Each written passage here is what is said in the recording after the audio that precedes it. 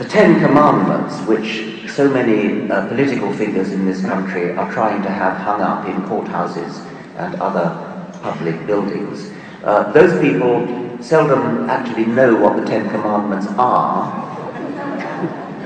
Thou shalt have no other gods before me. Is that really a moral principle we should be living by? At the time when that was written down, the Jews were polytheists, or had recently changed from polytheism. They believed that lots of gods existed, and they were under very strict instructions to worship only one of them, the jealous god. Thou shalt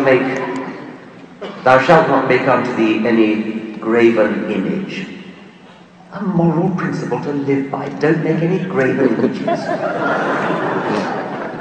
Thou shalt not take the name of the Lord thy God in vain. Aren't there better things to worry about?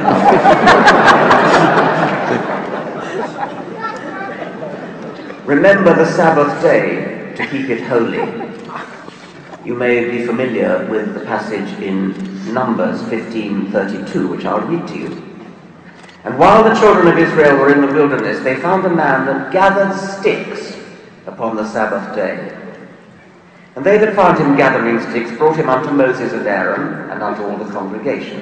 And they put him in ward, because it was not declared what should be done to him. And the Lord said unto Moses, the man shall surely be put to death, and the congregation shall stone him with stones without the camp. And the congregation brought him without the camp, and stoned him with stones, and he died, as the Lord commanded Moses. What a wonderful moral God!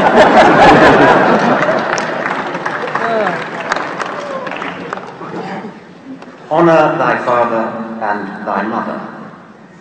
That's rather a good one. But now listen to Jesus. If any man come to me and hate not his father and mother and wife and children and brethren and sisters, yea, and his own life also, he cannot be my disciple. Luke 14:26. Well, finally, we come to what you might call the good commandments. There aren't very many of them. Thou shalt not kill, thou shalt not commit adultery, thou shalt not steal, and so on.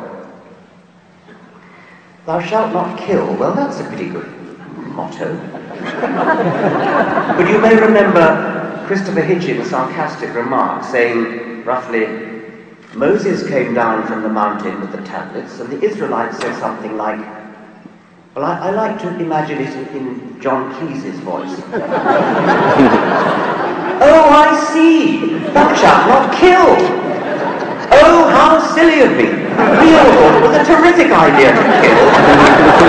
Now we know better. Oh, silly me!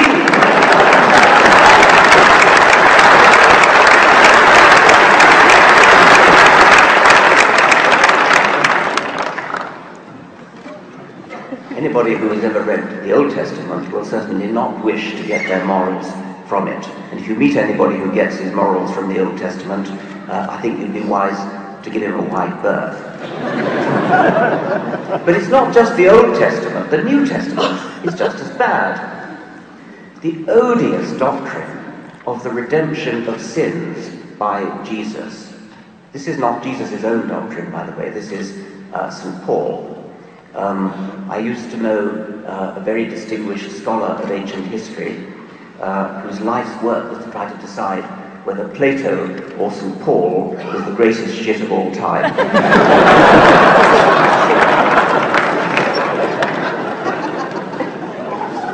The doctrine of the redemption of original sin is roughly like this. God, the creator of the universe, the deviser of the laws of physics, of quantum mechanics, of relativity, this genius God couldn't think of a better way to forgive our sins than to come down to earth as his alter ego, his son, and have himself hideously tortured and executed so that he could forgive himself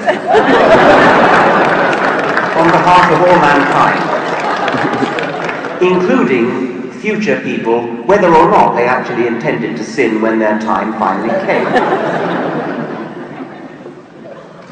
Actually, according to Christian theology, it doesn't matter whether you personally sin, because whether you sin or not, you are born in sin. You inherit the sin of Adam. Adam, who we now know, of course, never existed.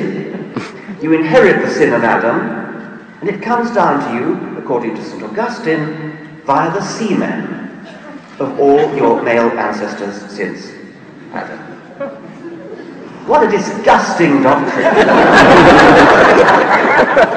We are all born in sin because of our remote ancestor Adam, who never existed, and the doctrine of original sin still goes on, even in churches such as the Roman Catholic Church, which routinely accepts that Adam never existed.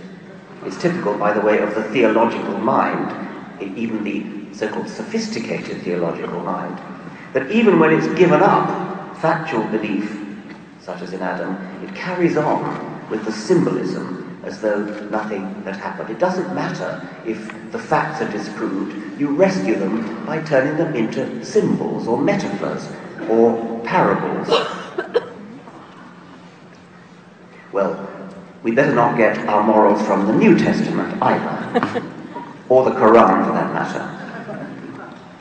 I suppose the other way in which you might think you could get your morals from religion would be fear of the divine spy camera in the sky. Fear that God will send you to hell. That when you're boiling in the lake of fire and your skin burns off, you promptly grow another skin so that you can feel the agony all over again. There seems to be a sort of inverse relationship between the plausibility of a punishment and its terribleness. If the idea of hell were remotely plausible, then it wouldn't have to be so horrible as it actually is. And sucking up to God in the hope of going to heaven is just about as bad, just about as ignoble a reason for being moral.